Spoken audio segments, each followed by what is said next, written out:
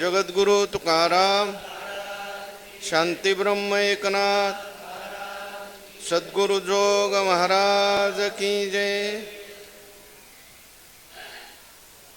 तेथ सर्व बंध लक्षणे, पापे उरावे दुजेपणे, ते माझ्या बोधी वायाने होऊनी जाईल। भगवंताच्या कृपेने, सर्व संतांच्या आशीर्वादाने, पुण्य सलीला इंद्रायणी मातेच्या पावन तेरावर संजीवन समाधिस्थ ज्ञानोबारायांच्या या पवित्र अशा अलंकापूर नगरीमध्ये श्री विठ्ठल, श्री विठ्ठल, थोडा आवाज वाढवा, श्री विठ्ठल, श्री विठ्ठल, श्री विठ्ठल, आवाज वाढव थोडासा, श्री विठ्ठल।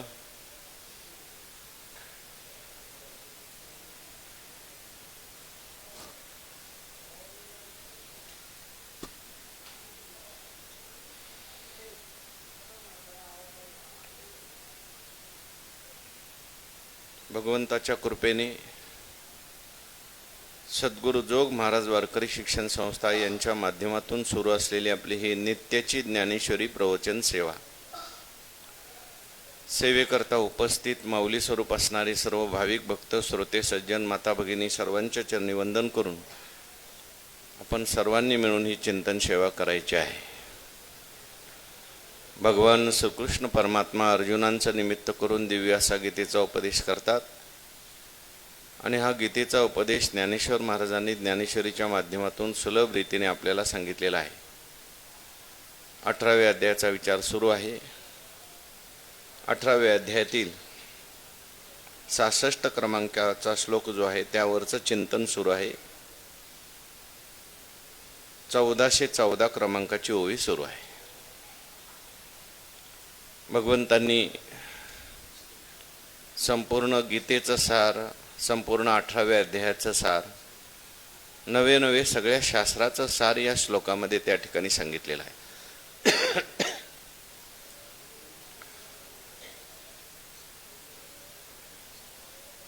सार जर काय असेल तर भगवान म्हणतात, सर्व धर्मान परित्यज्य मामेकम शरणं व्रज, अहं त्वा सर्व पापेभ्यो मोक्षयिष्यामि मा शुचा। भगवत शरणागतीचा उपदेश भगवंतांनी केलेला आहे, पण ती शरणागती कशी करायची हे सांगताना भगवान म्हणतात, सर्व धर्मान परित्यज्य मामेकम शरणं व्रज।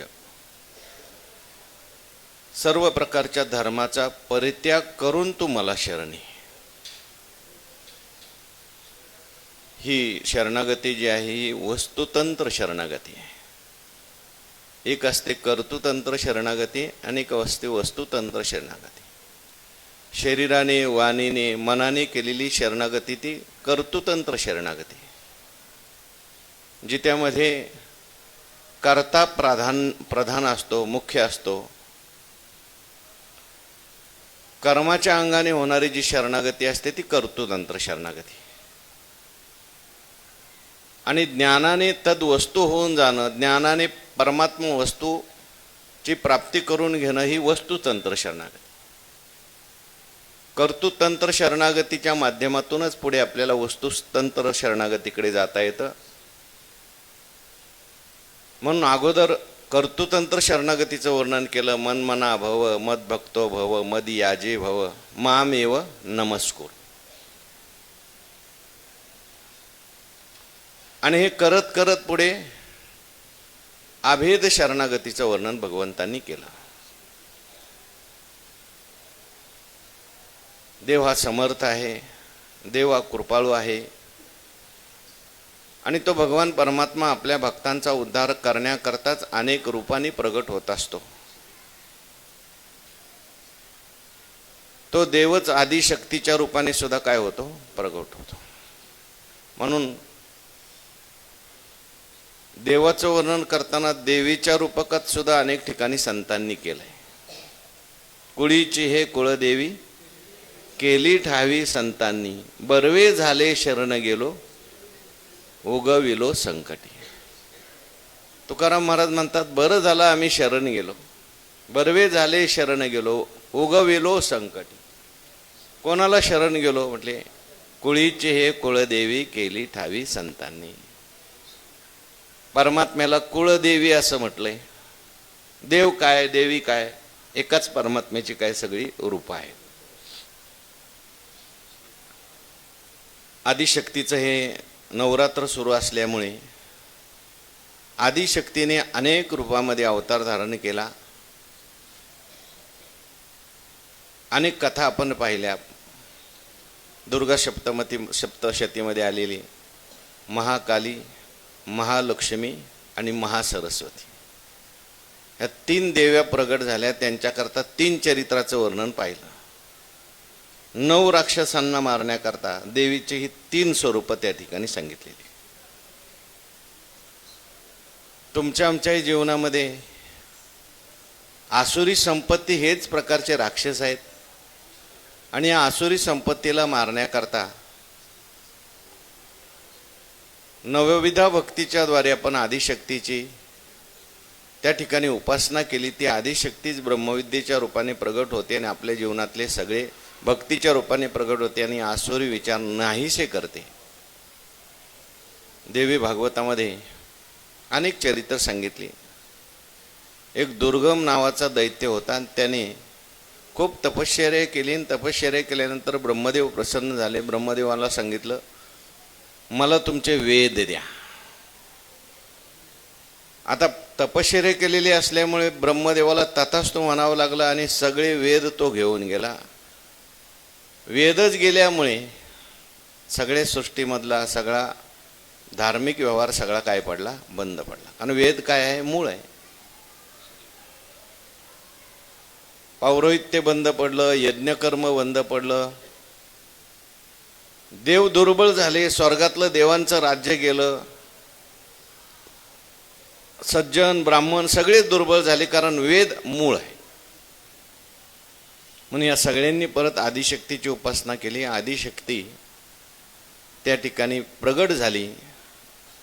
त्या दुर्गम नावाच्या दैत्याला मारून आदिशक्तीने सगळे वेद काय दिले, परत दिले. ते शताक्षी नाव पडलं. सगळ्यांचं पोषण तिने केलं. आपल्या नेत्राद्वारे वृष्टी, पर्जन्य वृष्टी करून सगळ्यांचं पोषण केलं, म्हणून शाकंभरी असं सुद्धा तिचं नाव पडलं. थोडक्यात काय, भगवंताला शरण जायचंय, परंतु शरण जात असताना ही जी शरणागती सांगितली ही शेवटची शरणागती, वस्तुतंत्र शरणागती, अभेद शरणागती, परमात्म्याला यथार्थ रीतीने जाणणं हीच परमात्म्याची खरी शरणागती. कारण जोपर्यंत परमात्म्याला जाणलं नाही तोपर्यंत केलेली शरणागती जी आहे ती एका अंगाने केलेली शरणागती, एका देशाने केलेली शरणागती. आणि परमात्म्याला यथार्थ स्वरूपाने जाणणं काय, परमात्म्याला जाणणं म्हणजेच परमात्मा स्वरूप होणं आहे. आपण नेहमी हा विचार सांगतो की बाहेरच्या पदार्थांना जाणलं तरी त्या वस्तूंची प्राप्ती करायचं शिल्लक राहून जातं, पण परमार्थाच्या बाबतीत, परमात्म्याच्या बाबतीत जाणणं हीच प्राप्ती आहे. एवं वस्तूशी जाणो जाता, जाणणीची वस्तू तत्वता, तेथ जाणणे आणि जाणता कायचं. जे जाणणे साने मोठे उरो नेदी, सांगतयाचे बोलणे खुंटे, ऐकतयाचे व्यसन तुटे, जे जाणणे साने मोठे ओरून येते. म्हणून त्या परमात्म्याला जाणणं म्हणजे तत्स्वरूप होऊन जाणं.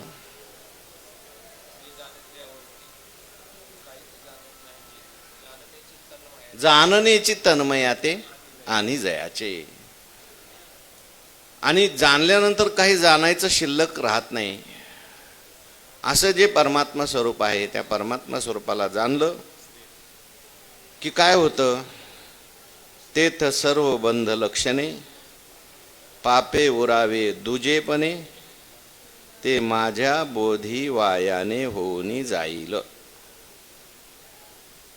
भगवान परमात्मा त्या ठिकाणी अर्जुनाला सांगतात, सर्व बंध लक्षणे पापे उरावे दुजेपणे.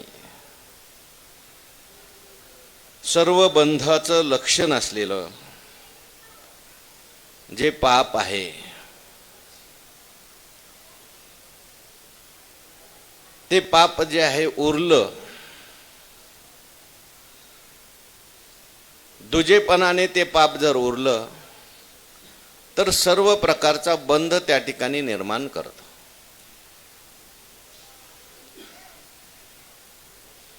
दुजेपणा पाप निर्माण करतो आणि पापातून सर्व प्रकारची बंध लक्षणं निर्माण होतात. दुजे जव जव घडे तव तव संसार भय जोडे, हे देव आपलेनी तोंडे बोलती वेदे. द्वैताद्वय भयम भवती, दुःखाला कारण काय, भयाला कारण काय, संसाराला कारण काय, हे द्वैत आहे.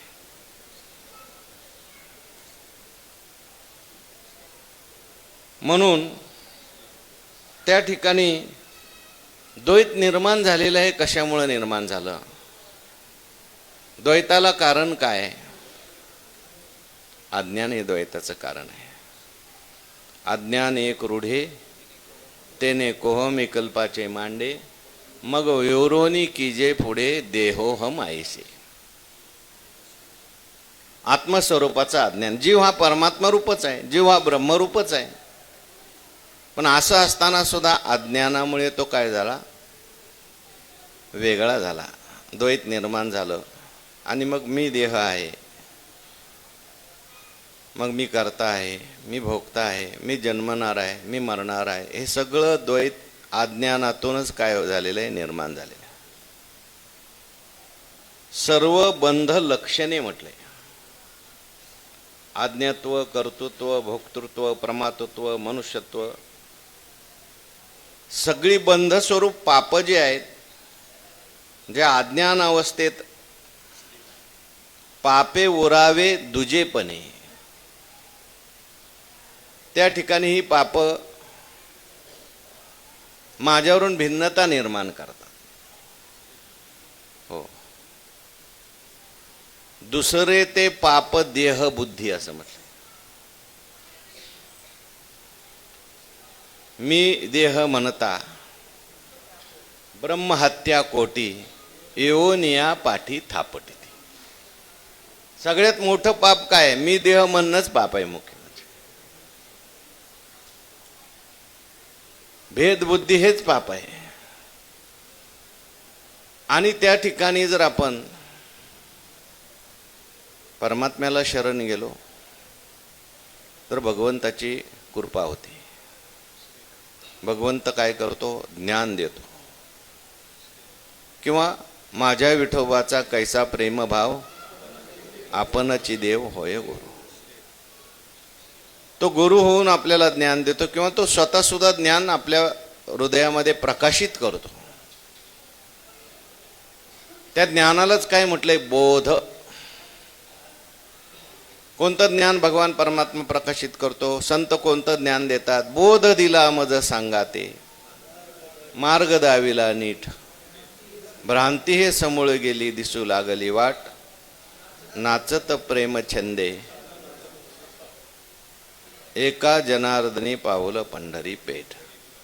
बोध देतात संत. संत दुसरं काय देत नाही, देव दुसरं काय देत नाही, बोध देतो. आपल्या आवडत्या भक्ताला बोध देतो. आणि तो जो बोध आहे त्या बोधाच्या माध्यमातून ते माझ्या बोधी वायाने होऊन जाईल. माझा बोध प्राप्त झाला की हे सगळं काय होऊन जातं? वायाने.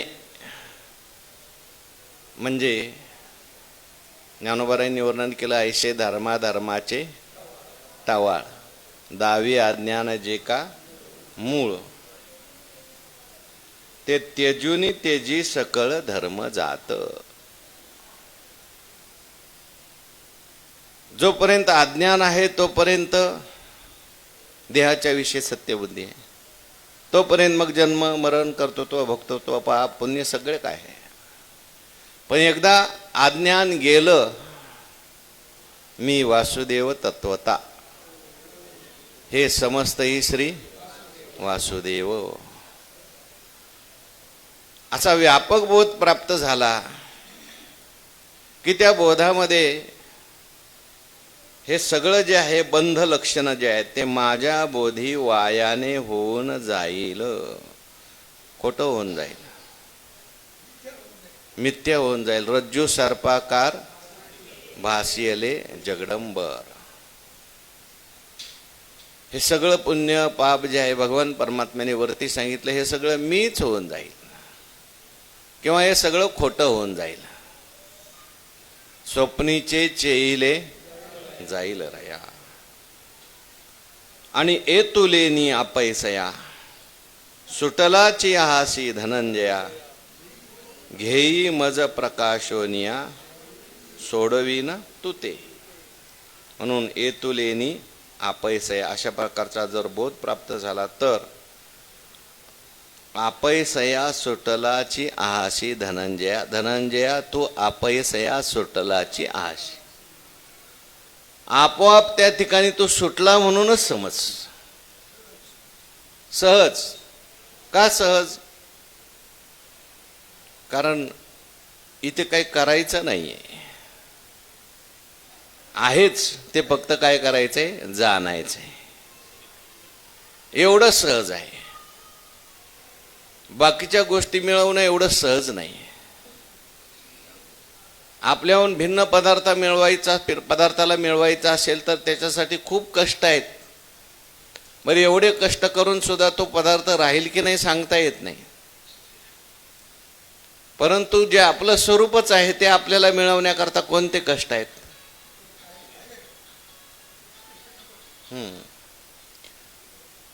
भक्तवर्य प्रल्हादजींनी त्या असुर बालकांना उपदेश करताना म्हटलंय की संसारातले सगळे पदार्थ मिळवताना कष्ट आहेत, पण त्या कष्टप्रद पदार्थ मिळवण्याकडेच तुमची प्रवृत्ती आहे.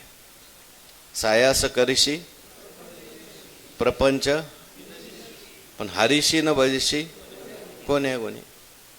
पण जे आपलं स्वरूप आहे, जे आपल्या जवळ आहे, त्याची प्राप्ती करण्यामध्ये मात्र काही कोणाला तिथे कोणते प्रयास आहेत तुम्हाला? सहज आहे ते. म्हणून अपैसयाची फक्त अज्ञान गेलं की ते आहेच. बाबळीच सारावी हाते पाणी तव असे आहे ते अभ्रची जावे गगनते सिद्धची की. म्हणून अशा प्रकारचं जे आत्मस्वरूप आहे, ए तुलेनी अपैसया सुटलाची आशी धनंजय. सुटलेलाच आहेस, पण सुटल्यासारखं तुला वाटत नाही, फक्त एवढाच फरक आहे. सुटलेलाच आहे पण तो तू गुंतलेला मानतो. ते कुंभारदादा गाढवाला संध्याकाळी आल्यानंतर पायाजवळ हात नेतात आणि बांधल्यासारखं करतात. दुसऱ्या दिवशी काठीने हाकललं तरी गाढव जात नाही. त्याला वाटतं बांधलंय म्हटल्यानंतर आपण कसं जायचं. पायाजवळ हात नेला की ते आपोआप त्याला वाटतं सोडलं, आता चला. मने बांधला मी फोडा,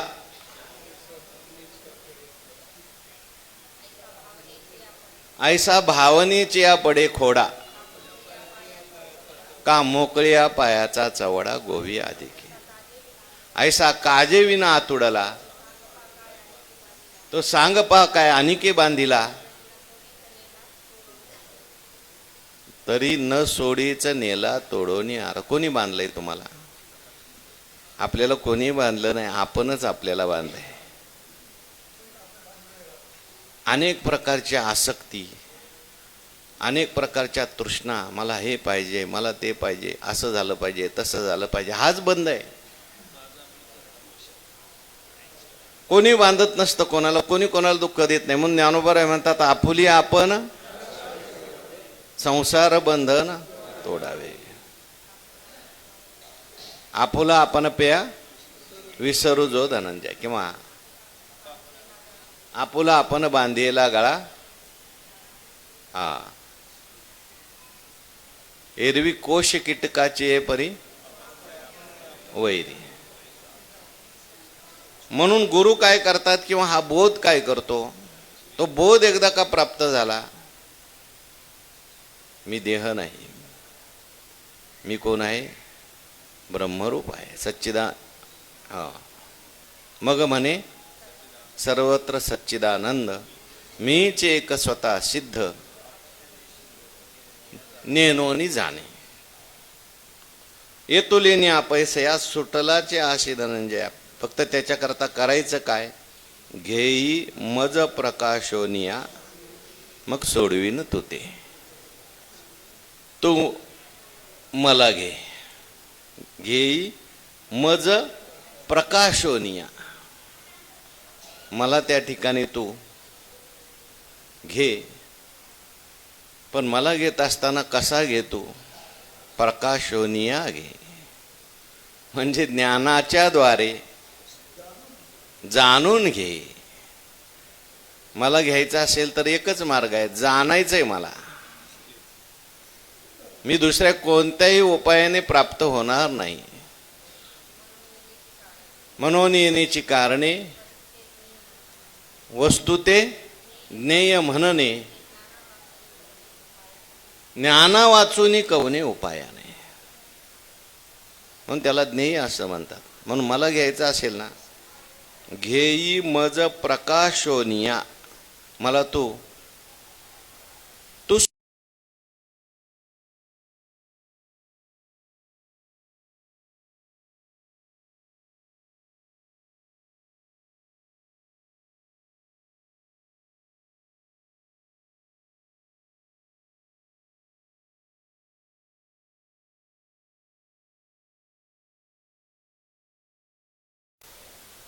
सहज प्रकाश. हा ज्ञानरूपी प्रकाश आहे. हेच परमात्म्याचं काय स्वरूप आहे? नाही, ज्ञान नाही, ज्ञेन नाही, ज्ञातृ ज्ञेया विहीन नुसदेची जे ज्ञान. असा हा ज्ञानाचाच प्रकाश आहे सगळीकडे. त्याला आपण त्रिपुटी चिकटवतो अज्ञानामुळे. त्रिपुटी विवर्जित केवळ निर्विशेष असलेला हा जो ज्ञान प्रकाश आहे, तो त्या ठिकाणी प्रकाशाने प्रकाशित हो. माझ्या प्रकाशाने प्रकाशित होतो. माझ्या ज्ञानाने तू ज्ञानरूप हो. मी जसा ज्ञानरूप आहे तसा तू ज्ञानरूप हो. घेई मज प्रकाशोनिया. आणि असं जर तू मला घेतलंस तर मग मी सोडवीन तू ते. आता तू काय सोडवणार आहे मला? मग आता मी ज्ञानरूप प्रकाश झालो तर मी सुटलेलोच आहे ना. तुला मी सोडवायची सुद्धा गरज नाही. तू आपोआपच सुटशील. आणि कदाचित तू ज्ञानरूप प्रकाश घेतलास आणि तरी सुटला नाहीस तर मी काय करील तुला? तो ज्ञानरूप प्रकाश तुझ्यामध्ये मी दृढ करील. तो ज्ञानरूप प्रकाश जो आहे घेण्यासाठी तू प्रयत्न कर. मी तुला तो ज्ञानरूप प्रकाश पूर्ण तुला त्या ठिकाणी मी ज्ञानरूप प्रकाश तुला ज्ञानरूप करून टाकेल, प्रकाशरूप करून टाकेल माझ्या कृपेच्या द्वारे. तो प्रकाश घेतल्यानंतर तो प्रकाश, त्या प्रकाशाच्या द्वारे तुला ज्ञानरूप करणं आणि सगळं जगत ज्ञानरूप करणं हे कोणाचं काम? माझं काम आहे. ज्ञान प्रकाशे पाहिजेल ऐशे ज्ञान प्रकाशे पाहिजेल मोहांधकारू जाईल गुरु कृपा होईल पार्था. असा हा ज्ञान प्रकाशाने तू पाहिलंस तर तू त्या ठिकाणी लक्षात येईल आणि मी त्या ठिकाणी तुला मदत करील, सोडवीन तू ते. मग कशापासून सोडवील? अहम त्वा सर्व पापेभ्यो मोक्षयिष्यामि. एकदा का तुला हा ज्ञान प्रकाश प्राप्त झाला, तू ज्ञानरूप झाला की आपोआपच ती सगळी पाप तुझ्यापासून काय होतील? दूर जातील. किंबहुना ही पाप जे आहेत हे नाहीतच असा तुझा काय होईल? निश्चय होईल. धर्माधर्माचा, जन्म मरणाचा, पापपुण्याचा माझ्या स्वरूपाच्या ठिकाणी त्रैकालिक अत्यंत असा काय होऊन जाईल? तुझा निश्चय होऊन जाईल. म्हणून मी सोडविन तू ते. या कारणे पुढती हे आधीन वाहे चित्ती मज एकासी ये सुमती जानोनी शरण. या कारणे आता म्हणून पुढती हे आधीन वाहे चित्ती. चित्तामध्ये आता विनाकारण ही चिंता करू नकोस. आता मला शरण आला ना तू, मग शरण आल्यानंतर चिंता करायचं तुला काय काम आहे? तुझी सगळी जबाबदारी आता कोणी घेतली? मी घेतली. मग तुला काही चिंता करायचं काम नाही. ज्या अर्थी तू चिंता करतोय त्या अर्थी अजून मला तू शरणच आला नाही. एकदा देवावर सगळं काही सोपवलं, मग चिंता करायचं काही काम नाही. अर्जुन चिंता करत होता का? म्हणजे युद्धाच्या बाबतीत मला कोणाबरोबर उद्या लढायचं आहे? अहो, भीष्माचार्यांनी प्रतिज्ञा केली. दुर्योधन बोलला, पितामह तुम्ही शरीराने आमच्या बाजूने लढताय, पण तुमचं मन सगळं तिकडं पांडवांच्या बाजूने. अहो, एवढे कौरव मारले गेले, अजून पांडवांचं कोणीच मरत नाही. काय तुमचं शौर्यत्व करायचंय? काय तुमचं वीरत्व करायचंय? आला राग भीष्माचार्याला, असं म्हणतो का? उद्या एक तर निष्पांडवी पृथ्वी करील, नाही तर देवाला तरी हातामध्ये शस्त्र धरायला लावी. केली पांडवांनी प्रतिज्ञा, आता देवाला कळायला उशीर लागतोय. न सांगता तुम्हा सगळे झोपलेले आहेत. अर्जुन तर एकदम घोरत होता. देव गेले, अर्जुना उठ उठ बाबा. कशाला उठवता देवा मला? अरे बाबा, भीष्माचार्यांनी प्रतिज्ञा केली उद्या निष्पांडवी पृथ्वी करायची, मग मी काय करू? म्हटले अरे तू खुशाल झोपलाय, उद्या तू मरणार आहेस. म्हटले तू जागा असताना मी मरील कसा? म्हणे चिंता करण्याची मला काय कारण आहे सांग बरं? तू जबाबदारी घेतलेली आहे ना सगळी, आता मला काय चिंता करायची? आता तुझं कळेल ते तारीशी तरी तारी, जवळी अथवा दुरी दरी घाली संसारी आठवण. काय तुला करायचं असेल तसं कर. देवाला एकदा शरण झाला का मग देवावर सगळं सोपवलं, मग हे शरीर देवाचं झालं. आपण माळ घालतो ना, माळ कशा करता घालायची? ह्याच्या करताच. आता ही शरीरावर माळ टाकली ना, आता हे देवाचं झालं. जी काही सुखदुःख असतील ते सगळ्याचा साक्षी देव आहे. चांगलं घडू द्या, वाईट घडू द्या, सुख येऊ द्या, दुःख येऊ द्या, अशी शरणागती केली ना. अर्जुना आता तू काय कर, तू विनाकारण चिंता करू नको. या कारणे पुढती हे आधीन वाहे चित्ती. चित्तामध्ये विनाकारण तुझ्या खेद नको. आता परत तू असं म्हणू नको युद्ध केलं तर मला पाप लागेल, वर्णसंकर होईल, अनेक लोक मरतील, त्यांचं त्या ठिकाणी पितृकार्य कोण करील. अशा प्रकारे मनात कुठल्याही प्रकारची आता किंतु बाळगायची गरज नाही. कोणत्याही प्रकारची चिंता करायचं तुला गरज नाही. आता तू मला शरण आलाय ना, आता तू खुशाल जर युद्ध केलं आणि त्या युद्धामध्ये जरी द्रोणाचार्य मेले, तुझे गुरु मेले, भीष्माचार्य मेले, कृपाचार्य मेले, तरी सुद्धा त्यांना मारल्याचं पातक तुला लागणार. याची जबाबदारी कोणी घेतली? कारण तो आता भगवत स्वरूप झालाय, परमात्मा रूप होऊन हे सगळं काम करतोय. मी करतोय अशी भावना तुझी आहे का? मी केलं असं तुला त्या ठिकाणी वाटतंय का?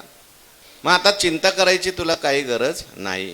परंतु अशा प्रकारे जर मला शरण आलास, अहं त्वा सर्व पापेभ्यो मोक्षयिष्यामि मा शुच, मज एकासी ये सुमती जानोनी शरण. फक्त काय कर तू, मला एकाला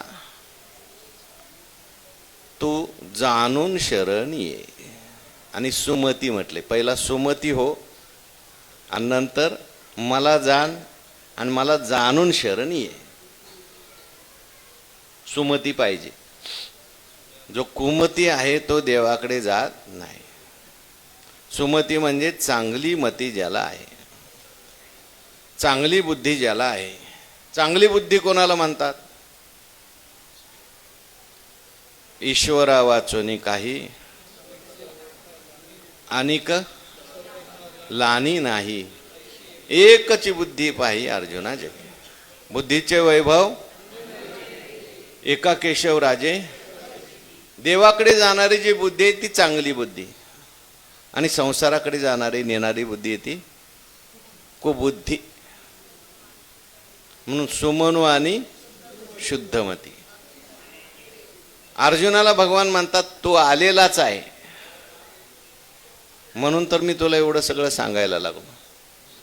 तू सुमन आहेस, शुद्धमती आहेस, अनन्य आहेस, अनन्य गती आहेस. पण बाकीच्यांच्या करता सांगतोय, शरण यायचं असेल तर पहिली सुमती पाहिजे. सुमती नसेल तर मनुष्य शरणच जाणार नाही. आणि सुमती झाल्यानंतर मग पुढे जाणायचंय देवाला. देवाला जाणायचंय, आत्मरूपाने जाणायचंय, ब्रह्मरूपाने जाणायचंय. आणि मग जानोनी शरण म्हटलंय. मज एकाशी ये सुमती जानोनी शरण. परमात्म्याला न जाणता जर आपण शरण गेलो तर ती शरणागती फक्त शरीराची शरणागती होते. परमात्म्याला न जाणता केलेली जी शरणागती आहे ती शरणागती जी आहे ती मर्यादित शरणागती आहे. हो, जातो मनुष्य देवळामध्ये, व अगदी महाद्वारामध्येच मोठ्याने ओरडतो, मौली अन्यथा शरणम नास्ती, आणि देतो सगळं अंग टाकून तिथंच. मामांनी असं वर्णन केले. पार देवळात गेला तरी सुद्धा तिथं म्हणतो अन्यथा शरणम नास्ती, पण लगेच मनात येतं नवीनच चप्पल घेतली, तिकडं काढली, कोणी नेणार तर नाही ना.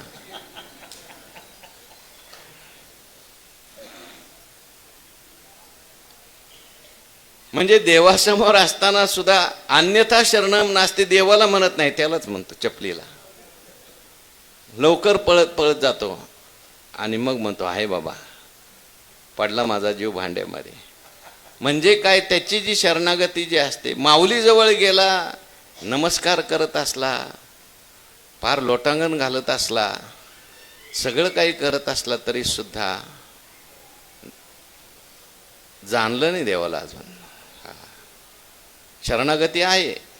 हो, रस्त्याने चाललाय, माऊलीचं मंदिर आलं की काय करतो, माऊलीकडं तोंड करतो आणि हातामध्ये जी असलेली काही सिगारेट काय मागं लपवतो, जय हरी माऊली म्हणतो. त्याला वाटतं माऊलीला मागचं काय दिसत नाही. आपण काय करतोय माऊलीला काही कळत नाही, दिसत नाही. ही जी शरणागती आहे ही शरणागती न जाणता केलेली शरणागती आहे. ठीक आहे, दगडापेक्षा न करण्यापेक्षा देव काही ना करतोय ना, त्यालाही देव त्या ठिकाणी फल देतो. पण देवाला यथार्थ रूपाने जाणणं काय, मागच्याच वेळी गेले ना, पै आपुलेनी भेदेवीन माझे जाणे जे जे एकपण तयाची नाव शरण मज येणे. आपुलेनी भेदेविन माझे जाणी जे जे एकपण. भिन्नत्वाने नाही, अभिन्नत्वाने. परमात्मा आणि मी काय आहे, एकच आहे.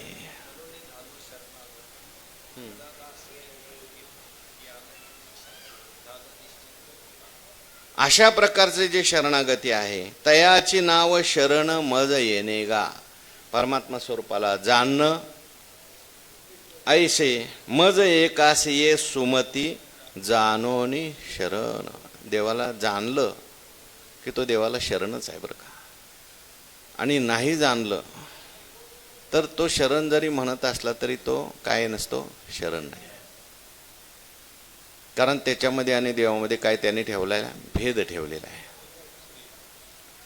म्हणून देवाला आवडणारी शरणागती, इतर भक्तही देवाला शरण जातात.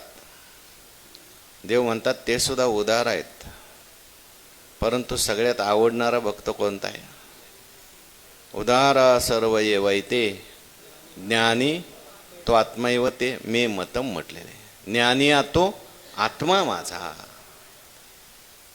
कारण आता ह्याने कुठला भेद ठेवला नाही. एवढे मोठे नामदेव महाराज, परंतु त्यांची शरणागती काय ठरवली देवानी? कच्ची ठरवली. देवाच्या हातून जेवत होते, देवाबरोबर बोलत होते, पण देवाने मुद्दाम कुठं पाठवलं? संतांच्याकडे, आळंदीला पाठवलं. सगळी संतांची सभा, त्याच्यात आता देवाने मुद्दाम पाठवलं. नामदेव महाराज आले म्हटल्यानंतर सगळे संत उठून उभे राहिले, नमस्कार करू लागले. निवृत्तीनाथ महाराजांनी लोटांगण घातलं. आळंदीत पंढरपूरचं प्रेम आलं म्हणे साक्ष तिथे. सोपान काकांनी घातलं, गोरोबा काकांनी नमस्कार केला, पण कोपऱ्यात मुक्ताबाई तशीच उभी. आदिशक्ती आहे ना ती. मने मुक्ताबाई जाईना दर्शना, आधी अभिमाना दूर करावे. मुक्ताबाई मात्र तशाच उभ्या आहेत. निवृत्तीनाथ महाराजांना वाटलं मुक्ताबाईचं लक्ष दिसत नाही. आईसाहेब, अहो पंढरपूरून एवढे मोठे महात्मे आलेले आहेत, तुम्ही दर्शनाला जा. म्हणजे तुम्हाला अजून 2 लोटांगण घालायचं तर घाला, मला आग्रह करू नका.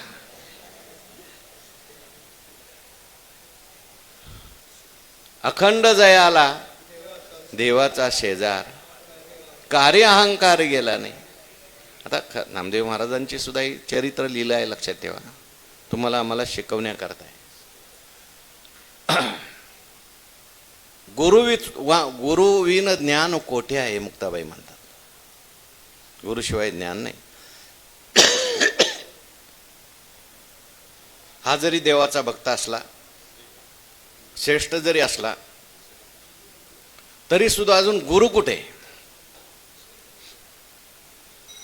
आणि मुक्ताबाईंनी मग लीला केली, आपल्याला सगळ्यांनाच माहिती आहे. गोरोबा काकाला सांगितलं, मडकं कच्चं कोणतं आणि पक्क कोणतं सांगा.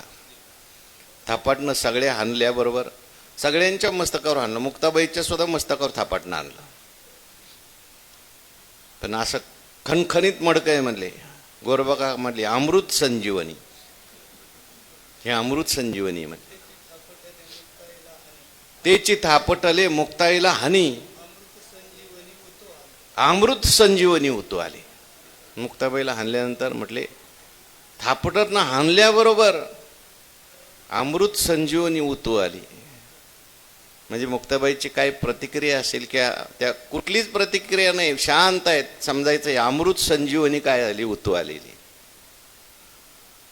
पण नामदेव महाराजांच्याकडे चालल्याबरोबर नामदेव महाराज लाल झाले. म्हटले, आपल्याला हाणायचं नाही बरं काय. म्हटले एवढंच कच्चं राहिलं. मुक्ताबाई म्हणले, मग बघता काय, भाजून टाका म्हणे. देवाकडे गेले नामदेव महाराज. म्हटले, मी कच्चा का पक्का तूच सांग देवा. म्हटले, अजून तू कच्चा आहे नामदेवा, कारण तू अजून गुरु केलेला नाही. अरे देवा, तू माझ्याशी बोलतोस, तू माझ्याशी गप्पा मारतोस. नामदेवा, अजून मला तू जाणून शरण नाही आला, मला तू यथार्थ जाणलं नाही अजून. सर्व ठिकाणी मी आहे अशी प्रतीती तुला आहे का? आणि मग नामया शरण भगवंताशी, भगवंत तरी प्रत्यक्ष त्याशी, हरी शिकवी नामयाशी, गुरुविन सुखाशी न पवी. तेने विसा खेचर केला गुरु, तेव्हा झाला साक्षात्कारू. मग विसोबा खेचरांना काय केलं? गुरु केलं. आणि त्यांनी मस्तकावर हात ठेवला. अवघी सत्ता आली हाता, नामयाचा खेचर दाता. मग जाणून केलेली शरणागती आहे. मग कुत्रेच्या मागं लागले. पोळी घेऊन पळालं कुत्र, तर त्याच्या मागे तुपाची वाटी घेऊन नामदेव महाराज मागे लागले. हा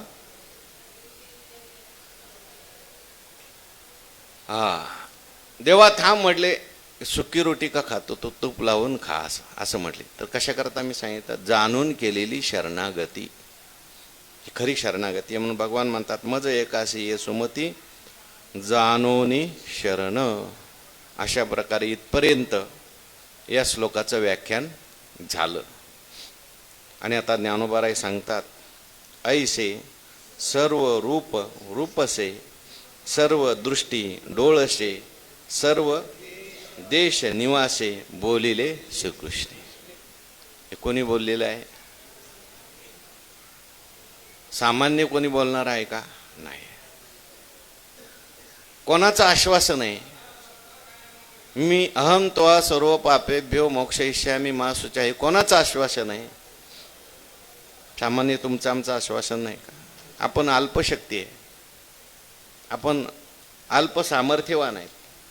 देव आहेत. हा देव कोण आहे त्याचं वर्णन करतात ज्ञानोबा. ऐसे सर्व रूप रूपसे, विश्वातील सर्व रूपाने रूपवान.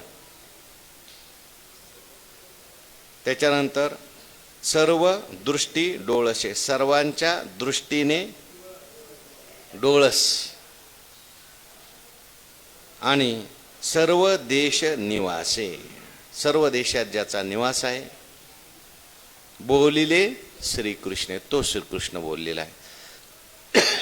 तो कसा आहे म्हणजे सर्व रूप रूपसे, सर्व रूपाने रूपवान झालेला आहे. जगातली सगळी रूप आहेत ती कोणाची रूप आहेत? अवघी तुझी रूपे देवा. विठ्ठल विस्तारला जनी, सप्तही पाताळे भरुणी, विठ्ठल व्यापक त्रिभुवनी, विठ्ठल मुनी मानसी. सर्व रूप जेवढी आहेत ती सगळी देवाचीच रूप आहे. कांदा मुळा भाजी, कारण सगळीकडे परमात्माच आहे. परमात्माच त्या ठिकाणी, परमात्म्याच्या प्रकाशाने सगळे पदार्थ प्रकाशित आहेत.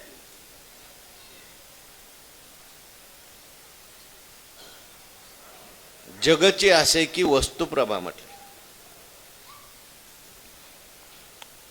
एवं वस्तूचिया लोभा, जगचे असे की वस्तुप्रभा. हे सगळं जग म्हणजे काय? त्या वस्तूची प्रभाच आहे. तो परमात्माच सगळ्याच रूपाने काय झालेला? नटलेला आहे. सगळी त्याचीच रूप आहेत. पशु पक्षी मनुष्य देव सगळ्या रूपाने कोण आहे? परमात्माच आहे. म्हणून सर्व रूप रूपसे आणि सर्व दृष्टी डोळसे, सर्वांच्या दृष्टीने पाहणारा तो आहे. तो सगळ्यांच्या दृष्टीने पाहतोय. सर्व सगळ्यांची दृष्टी हीच त्याची दृष्टी आहे. किंबहुना पाहण्याकरता त्याला कुठल्याही दृष्टीची गरज नाही. तो त्या ठिकाणी सगळं पाहतोच. दृष्टी नसली तरी सुद्धा त्याला सगळं काही दिसतंय. सगळं जगात कुठं काय चाललंय, कुठं काय चाललंय, कोणाच्या मनात काय चाललंय, कोणाच्या मनात काय चाललंय, हे सगळं त्याला दिसतं. दृश्य त्याला दिसतं, अदृश्य त्याला दिसतं, स्थूल त्याला दिसतं, सूक्ष्म त्याला दिसतं. म्हणून त्याला काय म्हटलंय? सर्व दृष्टी डोळसे. दृष्टी शब्दाचा अर्थ जर ज्ञान केला, सगळ्यांच्या अंतःकरणामध्ये ज्ञानरूपाने प्रकाशित होणार तोच आहे. काय? सर्व भूतांचे अंतरी, हृदय महाअंबरी, चिद्रवतीच्या सहस्र करी, उदयला असे. असा परमात्माच आहे. सर्व दृष्टी डोळसे. आणि असा जो परमात्मा आहे, सर्व देश निवासे, तो सगळ्या देशात राहतो. कुठं नाही असा नाहीच, सर्व ठिकाणी तो आहे. प्रल्हादजींना विचारलं हिरण्यकश्यपूने, तुझा देव कुठं आहे? ते म्हणले, कुठं नाही सांगा, तो नाही ऐसा ठाव, उरलासे कवन, सर्वत्र संपूर्ण गगन जैसे. सर्व देशामध्ये त्याची व्याप्ती आहे. आत हरी, बाहेर हरी, हरीने घरी हो. अर्जुन आम्ही नसे, ऐसा कवन ठाव असे, परी प्राण्याचे दैव कैसे जे मीची नाही म्हणती. न देखती माते. आत बाहेर मिया कोंदले, जकळ निखिल माझेची ओतले. कैसे कर्म तया आड आले, जे मीची नाही म्हणते. नाही म्हणतोय ना ते सुद्धा देवाच्या सत्तेने म्हणतो. नाही म्हणतोय तिथे सुद्धा देवच आहे. म्हणून सर्व देश निवासे. गुरुनी शिष्यांना शिकवलं सगळीकडे देव आहे. आणि 3 शिष्यांना सांगितलं, आता मी तुम्हाला प्रसाद देतो. प्रवचन संपलं की काय दिलं, एक एक पेड्याचा प्रसाद. फक्त हा पेढा कोणी नाही पाहता अशा ठिकाणी जाऊन खायचा. एकाने दार लावून कडी लावून खाल्ला, दुसऱ्याने एकांतात जंगलात जाऊन खाल्ला, तिसरा दुसऱ्या दिवशी पेढा घेऊन तसाच आला. म्हटले, अरे पेढा खाल्ला नाही का? म्हटले, नाही खाल्ला. का नाही खाल्ला? म्हटले, तुम्ही सांगितलं होतं कोणी पाहणार नाही अशा ठिकाणी जाऊन खायचा. मारे जायचं नाही एकांतात. ह्या दोघांनी कसा खाल्ला? तर म्हटले, कुठेही गेलं तर देव मला काय करतोय? पाहतच आहे. म्हणून सर्व देश निवासे. तो परमात्मा कसा आहे? सर्वच ठिकाणी आहे. बोलिले श्री कृष्णे. तो कोण आहे? श्री कृष्ण. श्रीचं सुद्धा चित्त आकर्षित करणार आहे. श्री म्हणजे कोण आहे? लक्ष्मी आहे. हो, लक्ष्मीचं चाललंय आता नवरात्र. तिचं चित्त सुद्धा तो काय करतो? आकर्षित करतो. हो, लक्ष्मी माता प्रगट झाली. कुठून? समुद्रातून. आणि प्रगट झाल्यानंतर सगळ्यांचं चित्त श्रीकडे लागलं, लक्ष्मीकडे लागलं. आपल्याला लक्ष्मी पाहिजे असं सगळ्यांना वाटतं. कोणाला वाटत नाही मला लक्ष्मी पाहिजे? सगळ्यांनाच वाटतं मला लक्ष्मी पाहिजे. पण लक्ष्मी म्हटली, मी कोणाच्या घरी जात नसते. आधी मी परीक्षा करते, मला पसंत पडला त्याच्याच घरी मी जाते. पण लक्ष्मीने परीक्षा घ्यायला सुरुवात केली. कोण कोण आहे? मोठे मोठे ऋषी होते, मोठे मोठे देव होते, मोठे मोठे महात्मे बसलेले होते. सगळ्यांना लक्ष्मी माता पाहते. सगळ्यात पहिल्यांदा कोण होतं? दुर्वास ऋषी बसले होते. दुर्वास ऋषी म्हटले, हे देवाचे गुरु आहेत. ओळख करून देताना वरून देवाने सांगितलं, देवाचे गुरु आहेत, फार तपस्वी आहेत. शाप दिला, सगळ्यालाच भस्म करून टाकतात. लक्ष्मी माता म्हटली, यांचे डोळे लाल झालेले आहेत, यांना अजून क्रोधावर विजय मिळवला नाही. रागीट माणसाच्या घरी आपण कधी जात. न्यूनम तपो यस्य नमन्यू निर्जया. त्यांना बाजूला केलं. ब्रह्मदेव आहेत पण यांनी अजून कामावर विजय मिळवलेला नाही. इंद्रदेव आहेत परंतु त्यांनी दुसऱ्याचा आश्रय घेतलेला आहे. कोणाकडे तप आहे पण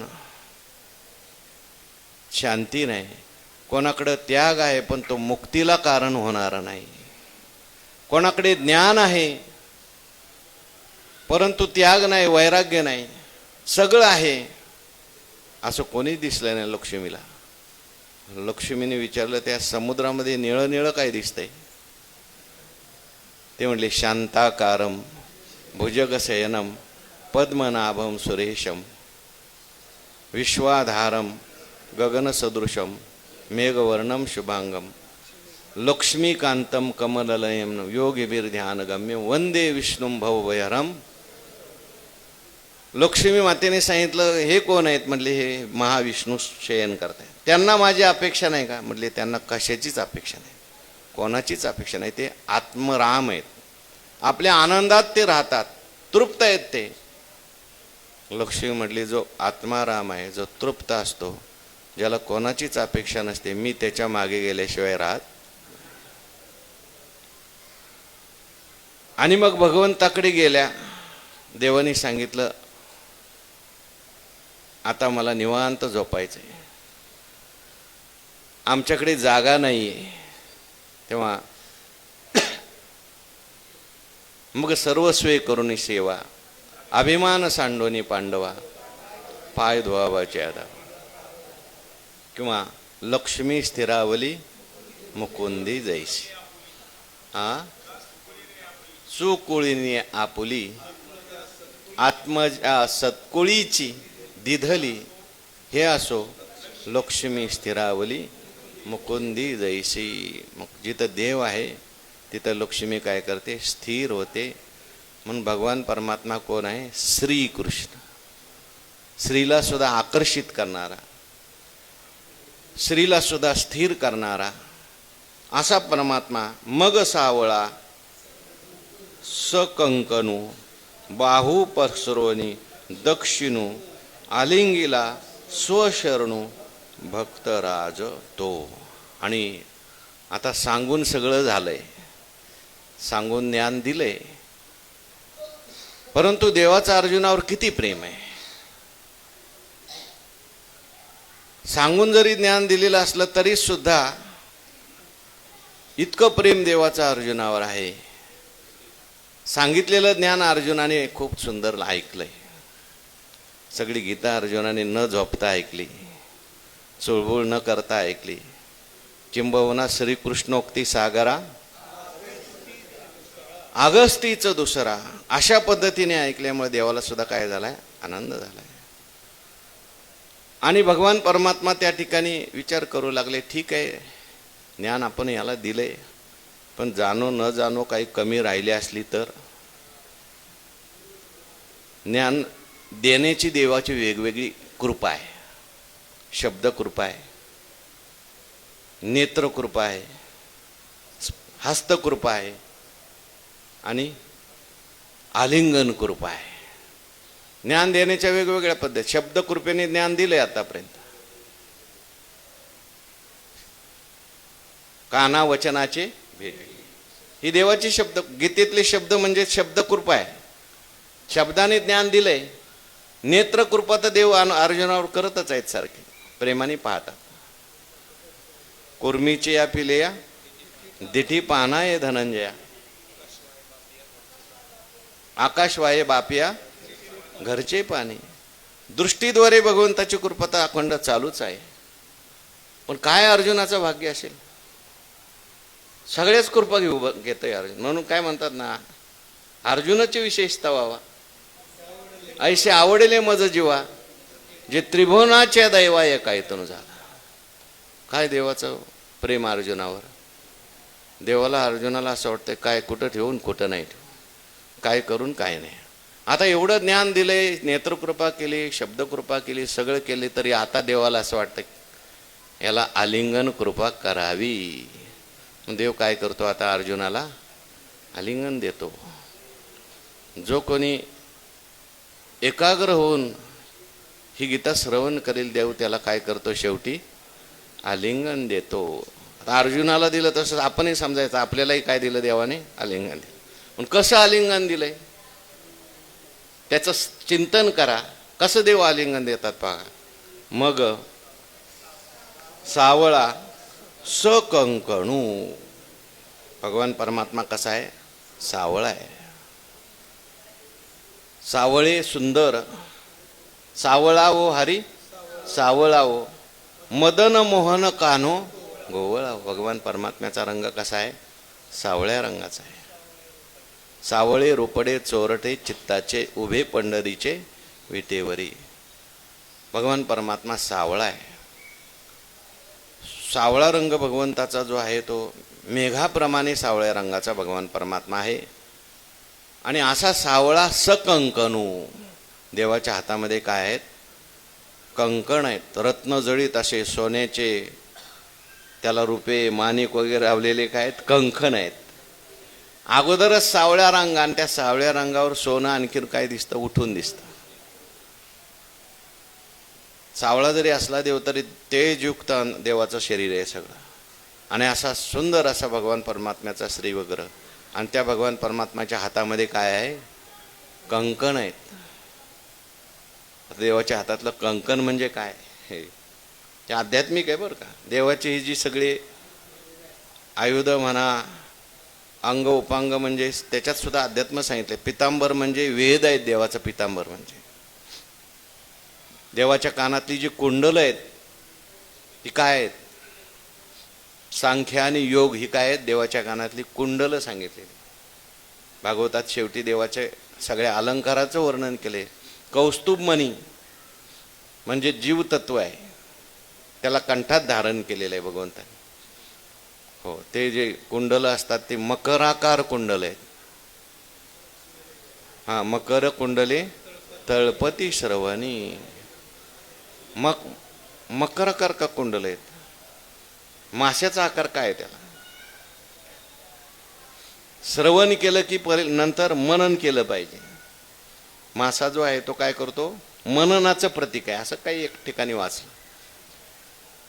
अशा प्रकारे देवाचे सगळे अलंकार आहेत. तर देवाच्या आता इथं हातामध्ये काय आहे, कंकण आहे. कशा करता कंकण देवाने धारण केले. जसं शंख कशा करता धारण केला. शंखे उद्बोधी निजबोधा, चक्री अभिमानाचा करी चेंदा, मोह ममता छेदी गदा. हा हा, हातीचेनी कमळे सदा निज भक्त पूजी. हातीचेनी कमळ सुद्धा हातात आहे. पण कंकण कशा करताय असावं.